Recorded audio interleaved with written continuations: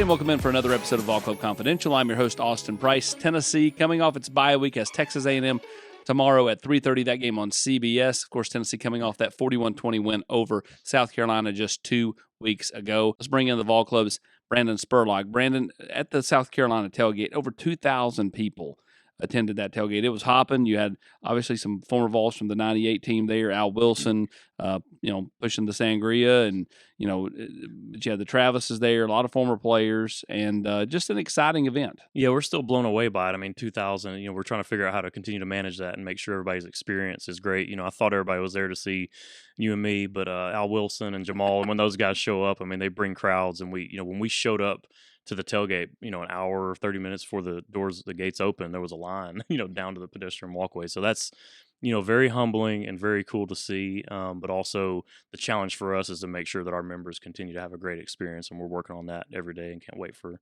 Texas A&M. Texas A&M tailgate, same location, which is kind of between McClung Tower, right there near Humanities, and the library. And honestly, because you're up against McClung Tower, you're kind of providing a lot of shade there. Yeah, for years, that building, you look up at it and you're kind of like, oh, that building is kind of an eyesore. But, man, it's the shade during these games. I've never loved that building so much. And we hear comments about that. So there's something for everybody. We got the tent there. We got the grassy area for kids. We're trying to do more for kids to make it a kid-friendly tailgate, talking about face painters and things like that. So we'll see what we can pull off. But just can't say enough about our members that have helped get us to this point, to talk about, 3,800 approaching 4,000 members.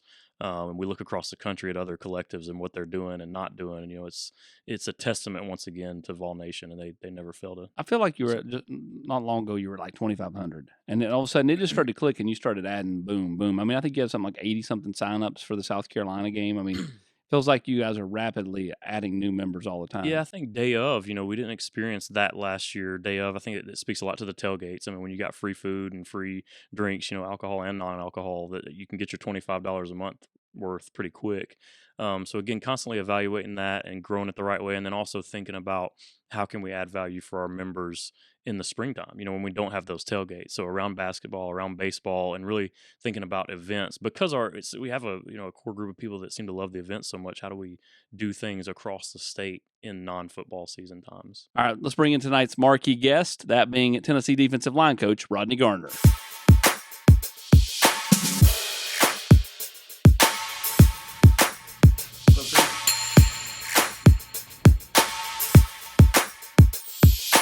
Coach Garner, you come out of Leeds, Alabama.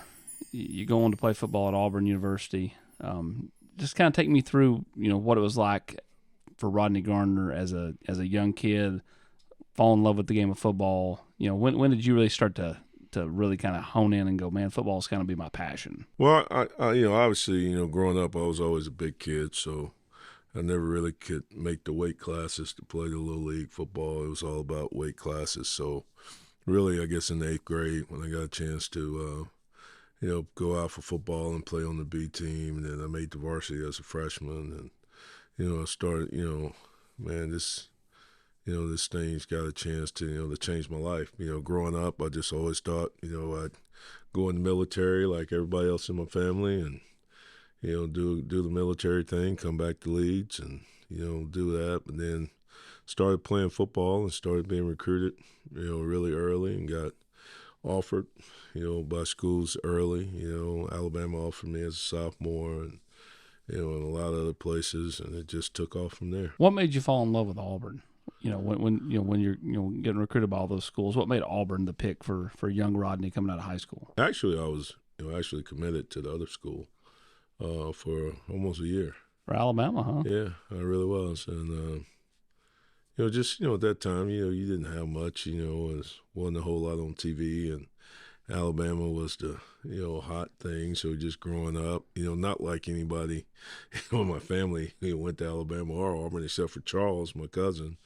But just it was a hot thing. So I committed, because they offered me when Bear was still alive, and Ken Donahue was recruiting me, and I love Coach Donahue, and I just he was my guy. I just fell in love with him. So I was committed to Alabama for over a year and never would even go down to Auburn. The only time I watched Charles play basketball was when they came to Birmingham and played UAB, or when they came to Tuscaloosa and played at Alabama. And then my senior year, Auburn was playing Maryland, and some of my high school teammates wanted to go to the Auburn Maryland game to see Boomer Esiason.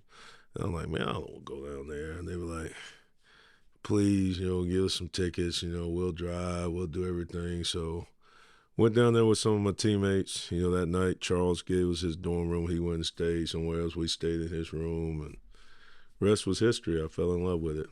Fell in love with Coach Dye and just felt at home at Auburn. You go to Auburn, you play there, you have a phenomenal career there. Then you go, play a few years professionally, and then you get into coaching. When did you kind of know that coaching was a path you wanted to take? And who kind of had an influence on that? Well, I think I attribute that, all to Coach Dye. Back then, if you didn't graduate on time, you had to, there wasn't a, coming back, where they pay for your school, years and that. I was on the extended plan.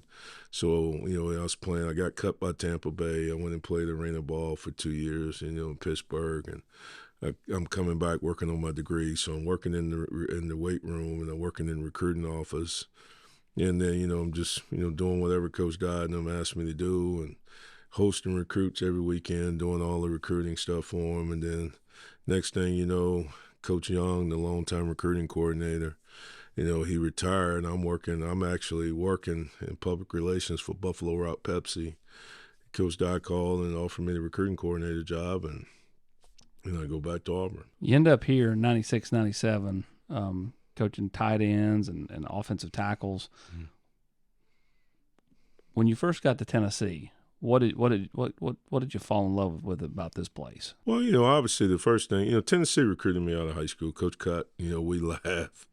Cutt was at one of their earlier games this season. He's Marcus's, father. Sure.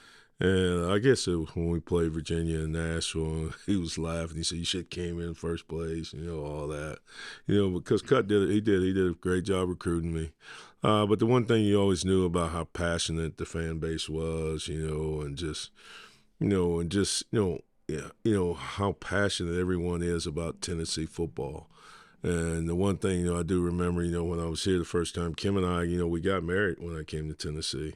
So we went up to Pigeon Forge, we got married at one of the chapels up there. And then my second oldest daughter, Bree, she was born here at Fort Sanders. So, it's always been a special place, especially, Bree was born with a congenital heart defect, that the angel flight her to Nashville. And, we always just sit back and think about, how embracing, the Tennessee family was, when we were going through that trying time. It was, she spent 2 weeks in neonatal intensive care over there at Vandy. And, we didn't know if she's going to live or, die, but the Tennessee fans were, the encouragement, the notes, people, sending flowers, just checking on us. It was just phenomenal, I know Doug Matthews probably spearheaded a lot of it because he was out of Nashville, but they were just the Tennessee family was just they were just so great to us, at that time. So it was just an awesome experience. You got 5 girls, 6, 6 girls. That's right. You just kept trying to get that boy. Yeah. But Bree, you speak about her born here, and now she's back working in the football office here. Right. How much fun is that from the dad perspective when you're?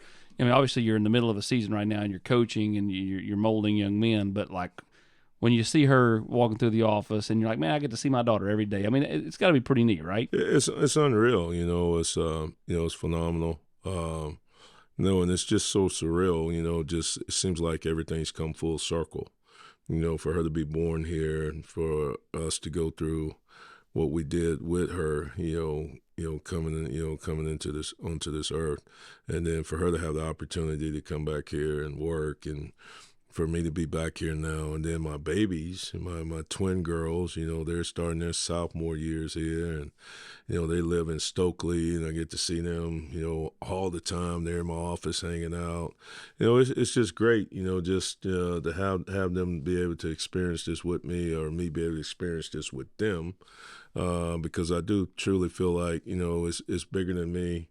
it's not about me anymore. It's about my family, and everybody's just so happy. My girls, man, they love UT. My twins couldn't be more happier. It's just a perfect fit for them. Even though they're identical twins, they have totally different personalities. And UT just fits both of their personalities. Sydney's a country western girl, loves country music, cowboy boots, the hats, all that hunting. She's involved now with some hunting clubs and all that kind of stuff.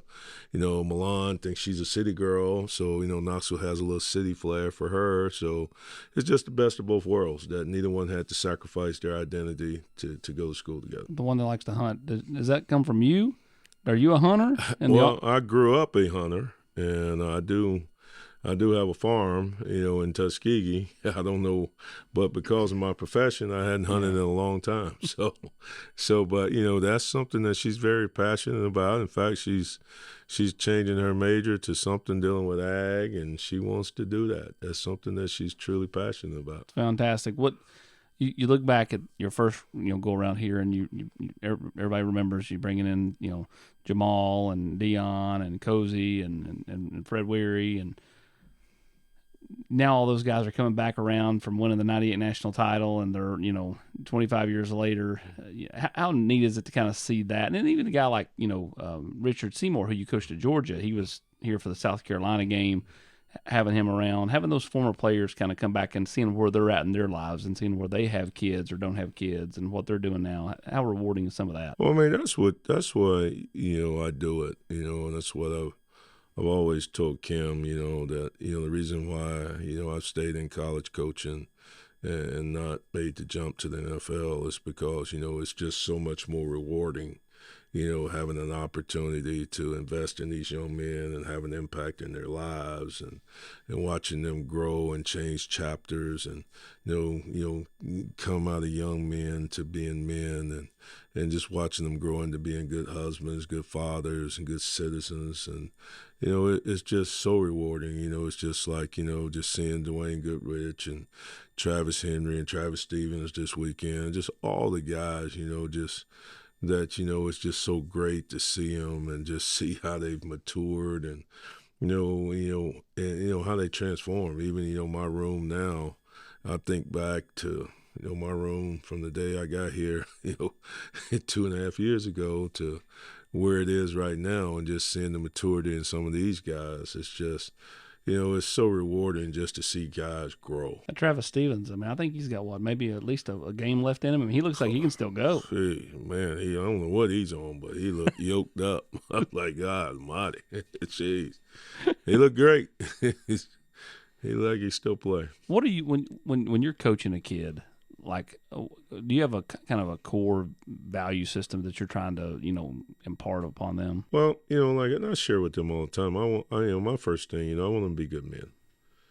Because I feel like if they're good men and they're men of character, if they've got talent, and they should have talent, or they shouldn't be here. So if they're good men, they're going to become good football players. Just teaching them the work ethic and just being able to grind and the strain and the fight, through adversity. Because football and life, there's so many parallels. That things are not going to be easy. And what are you going to do when you hit those tough situations? Are you going to find a way to fight yourself and fight your way out of it, or are you going to cower down and you're going to quit? And that's the thing. That's why I think, and I try to explain to them, why I'm so hard on them in practice. I want practice to be harder than the game ever was. So when on Saturday, I want the game to be easy. That they've been put in those tough situations, and they know how to fight their way out, and they know how to bond together, that camaraderie, and they pull one another, and they stay together as a team, not as an individual, and find a way to fight through it and come out on the other side. You look at your room right now, and you talked about the growth in it. I see somebody like Omar Norman Lott, who's a new piece, comes in from the transfer portal. You got Tyler Barron, who's matured a lot. You got James Pierce, matured a lot. You got a guy like Big O, who's probably always kind of had the maturity level. What's that melting pot like in that room? Well, now you've got the guys policing themselves. They have bought into the culture. They see the culture's working. They see the success that they're having because of the culture. We tried to stomp out the individualism, which that's so hard now in society because, the way we're raising everybody is me, me, me, me, me. But, I always try to tell them, and they probably think it's so cliche, when I come in that meeting, it's like it begins with the T and it ends with the T. It's got to be about Tennessee first. It's bigger than you, it's bigger than me, it's bigger than all of us, So just learning to understand that there's something bigger than us individually that we're playing for. And if we'll all bond together and we'll play together and play for one another, then at the end, there's going to be more accolades than we even have guys to receive them. And I think they're seeing that and they're starting to believe in that, because they're having that success. I just look at a guy like Tyler. He's just so much bought in than what he was 2 years ago. And just seeing his growth, and I just see his maturity and his level of play has improved. Same thing with James as last year. James, he had those struggles and he had to fight and he wrestled with all those angels and all those things, and now he's starting to buy in and he's starting to see that success, and that pays dividends for other guys just to see, what doing it the right way, what doing it the Tennessee way, what they can achieve if they do that. When you look back at your career, are there sights and sounds and smells when you're out on the practice field in fall camp or during the season or at a game or on a road trip that just kind of take you back to, kind of like almost transform you back into when you were a player? I mean, you know what I'm saying? Like, look, like just something, you smell something, you hear something, it's like, wow, that reminds me of this. Well, I mean, I think the whole, fall camp, preparation for camp, the season, all of it, it always takes you back down memory lane, and I just sit back, and I reflect, on my life and in my career and just understand it's just, how blessed I am, and I sit there and I say this and I mean it from the bottom of my heart, this sport has been better to me than I've been to it. And, so I have reaped so many rewards because of football and because of this game, and I sit back and I think people, they don't understand why Coach Dye meant so much to me because, he changed my life, taking, a poor kid out of Leeds, Alabama and giving him hope and giving him an opportunity, because of football and the opportunity to go to college and to go to Auburn. It changed my life. It changed my mom's life. It's changed my kid's life. It's changed my wife's life. This thing is just continuing to pay dividends. And that's the thing that I'm sort of, apprehensive about what the new transfer portal and all this thing's doing, that, I don't think the kids are going to have that type of love for their schools and that type of devotion that we had, and it's going to mean that to us. So that's one of the things that I try to still instill in my kids in that room, that we're all blessed, to be at the University of Tennessee. I get up every day and I thank the Lord for the opportunity to be here, and I think it is a blessing to be here. This is one of the most iconic brands there is, and, to be able to play in Neyland Stadium, to run through that T at night. I mean, we're in the 1 percentile. And I tell them we should never take that for granted. And so, just trying to get those guys to understand that we are blessed for this opportunity to be here and not vice versa. Sometimes, they think that Tennessee's blessed to have them. No, I mean, there's been great players before you. There'll be great players after you. We're blessed to have this opportunity to be on this stage, to be able to do these things right here in this moment. And we just need to cherish it. Everybody knows you are a dogged recruiter, and you've landed on your fair share. You had over 30 NFL draft picks, during your time. What is it about relationship building? And then, too, like maybe the chess pieces of working a recruitment, kind of seeing something unfold before it actually unfolds, kind of know like, okay, this is going to be the person who I need to deal with the most in this particular recruitment because that person's going to have a big impact on the decision. What is it that has made you such a elite recruiter all these years?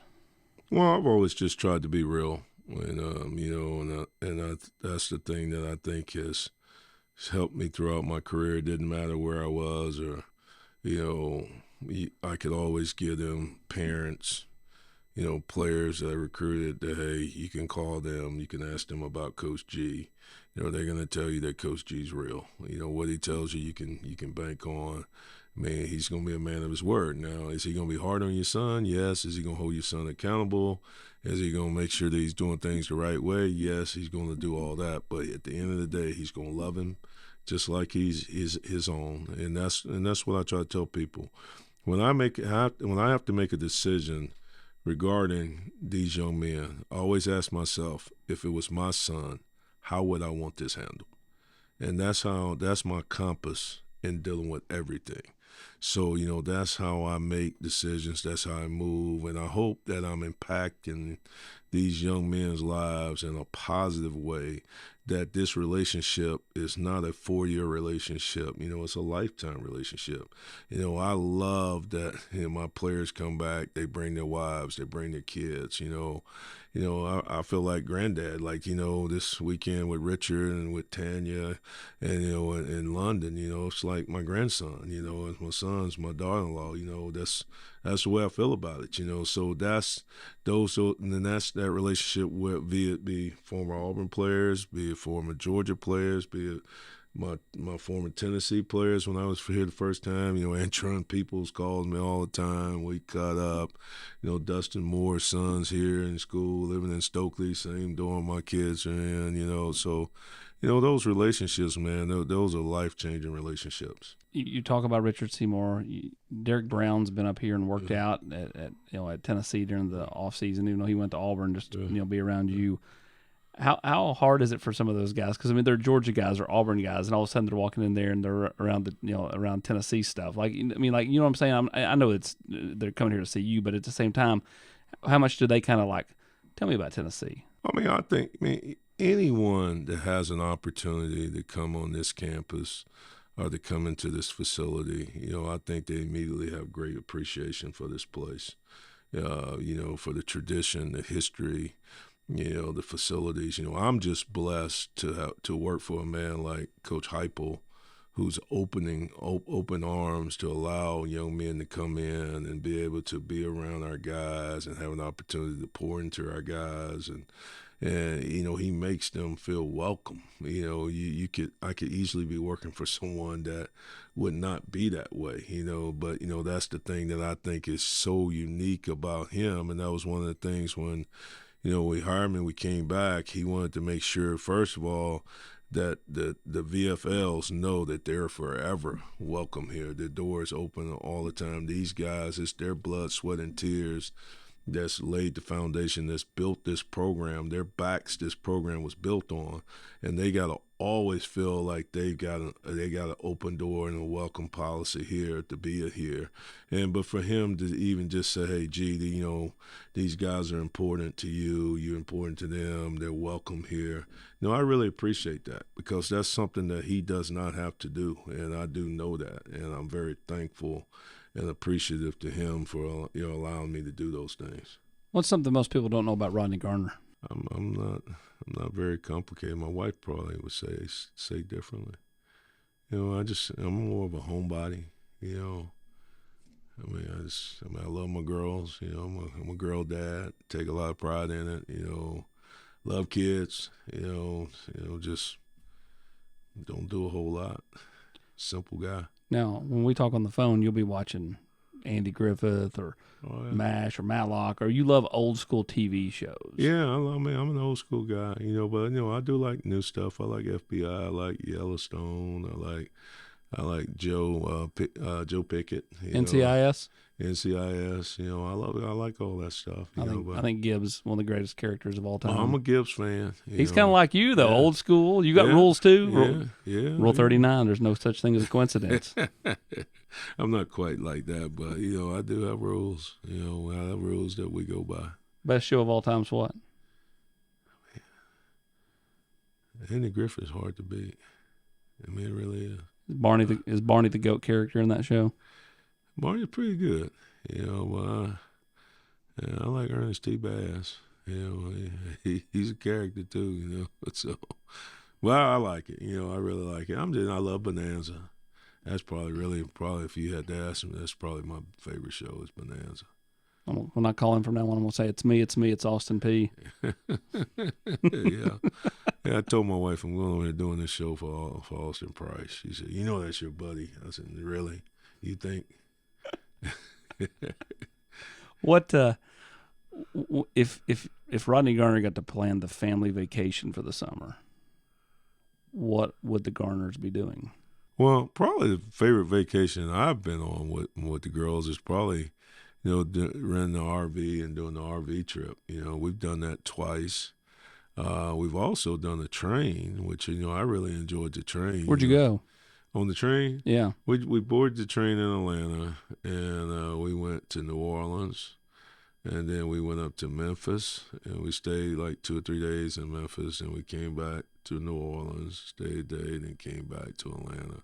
But just getting one of those sleeping cars, and that thing just puts you to sleep. I just slept the whole time. It was unreal. Didn't have to worry about driving and all that. It was awesome. Where all did you go in the RV? We went to New Jersey twice. Now is that you driving the whole way, or is It's me driving the whole way. I'm not going to put my life in Kim's hands. It's me driving all the way. Uh-oh, Kim. Yep, not doing it. You're a pickup truck guy. Yeah, I love my truck. I'm not going to lie to you. I'm a simple guy. When you're back home at Auburn, when you get time and you go back down there, because you still have your house down there, Yeah. what are you, just hanging out at the house? You go see certain people when you're in town? Well, I got teammates. Benji Rowland's probably my best friend. We'll go to dinner with our wives, and we'll go to Benji. We went to Costa Rica 2 summers ago. Yeah. Me, Benji, and Kelly, and Kim, and my buddy David Turner that coached at Mississippi State, and his wife. Man, that was a blast, So, this summer we were back there, and we had a little kickback with Benji and his wife. DT and his wife came over. We had some other friends in town came over, just hang out, just do nothing. Just sit around, tell stories, and have fun and fellowship. You're such a big, you talk about being a girl dad, you're such a big family guy. Favorite holiday with the families was? Is it Christmas? Christmas. I'm a Christmas. I love Christmas. I'm a sucker for Christmas. When's the tree go up, Rodney? When the tree comes down, that's what you need to ask Kim. There we go. See, Okay. see. You wonder why we get along. He loves Matlock. He loves Andy Griffith. He loves all those old school TV shows. I grew up watching Nick at Night and like Get Smart and all that stuff when I was a kid. I love old school stuff. Yeah. And our Christmas tree. I mean, I'm not quite a diehard like you, but my Christmas tree goes up before the trick or treaters come. And I catch so much flack for that every year. Like, well, I'll be doing Zooms or whatever on shows, and the Christmas tree will be in the background, and it's like October. And they're like, what are you doing? I'm like, well, I was at the Alabama game Saturday, and my wife said, hey, I put the Christmas tree up. Yeah, I love Christmas. I love it. Love Christmas music. See, I could listen to that all year long. Yeah, me too. Best Christmas song of all time is what? Nat King Cole. So when will you put on Christmas music? Would you do that in the office at work? Oh, yeah.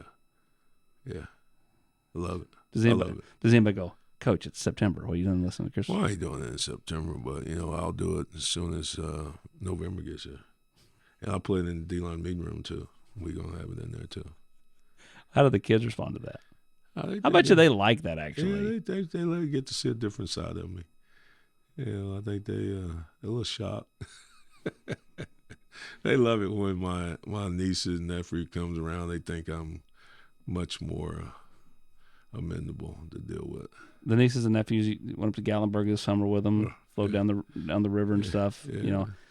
You enjoy kind of being Uncle Rodney at times because your girls are all older, so they're all now, at least in college. You guys are kind of empty nesters, even though they're not technically that old. Everybody's still on the payroll. Yeah, all 6. All 6 weddings to pay for. Yeah, all 6 of them still NIL for life. I'm trying to get somebody to go in the transfer portal. Nobody won't go. What's your goal? I mean, I don't want to ask you how much you want to coach because that could be anywhere from a year to 10 years. But I mean, like what do you hope to accomplish? If the good Lord was, if I had to choose, I would really love to finish my career out here.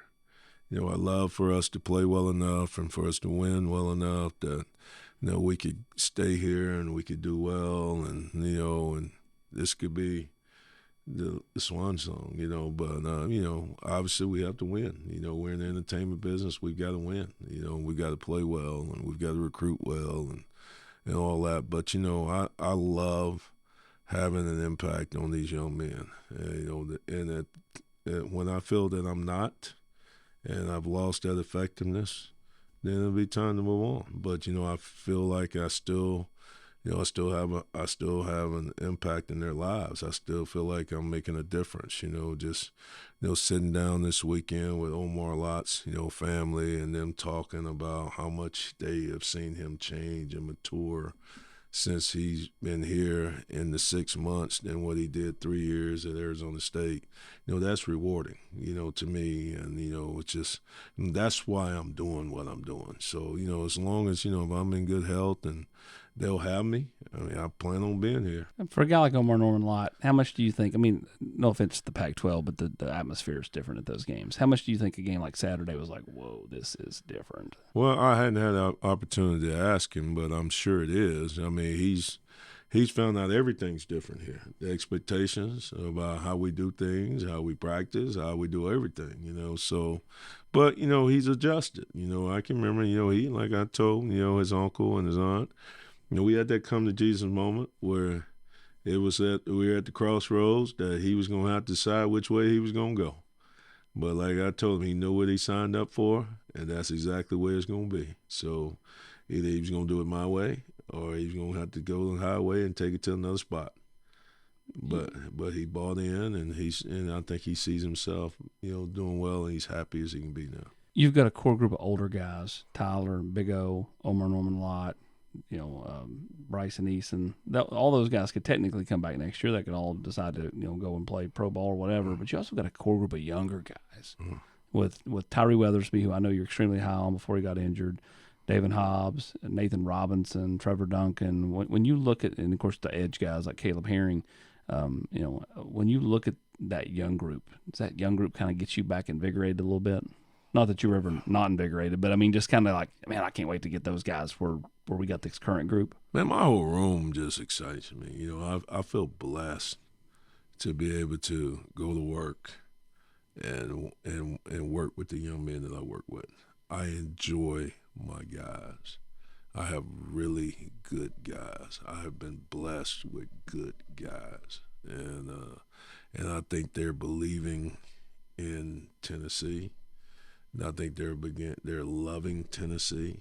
I think they're appreciative of being here at Tennessee, and I think I think we're doing things the right way. We're not cutting corners. Like I told them, this is not just a 4-year plan. This is a lifetime plan. We got to equip them with the skills that it's going to take for them to be successful in life. Long after this is over with, they've got to be able to go out and compete in life. And that's the one thing I want them to know, that when they leave this place, that they know without a doubt that, hey, I'm equipped to be successful in life. It may not be in football, but I know I'm going to make it in life. And if we do that, then, hey, we've done our job. A deep, in-depth answer from Coach G, but I'm going to end on a little lighter version. Every show we've done this, and that's been with a lot of players. We've done it now, probably think about 75% of the coaching staff. I ask everybody, Jordan or LeBron? This guy right here is the cousin of Charles Barkley. He referenced him, just called him Charles earlier. But for you, Jordan or LeBron? I would say Dr. J. Dr. J. See, that's the first overdose. We've had some Kobe's. I'm Dr. J guy. I'm Dr. J. I'm Julius Erving. I like it. Yeah. I like it. Best forward of all time. Is that Charles Barkley? Yeah, I would say so. For him to be the size he is and the impact that he had on that game, it'll never happen again. And the best analyst there is. Yeah, it is. True that. He is fantastic as an analyst. Yeah. Well, Coach Garner, man, we appreciate the time and the good kind of look at your career and kind of the man you are, and we wish you luck the rest of the way. I appreciate you.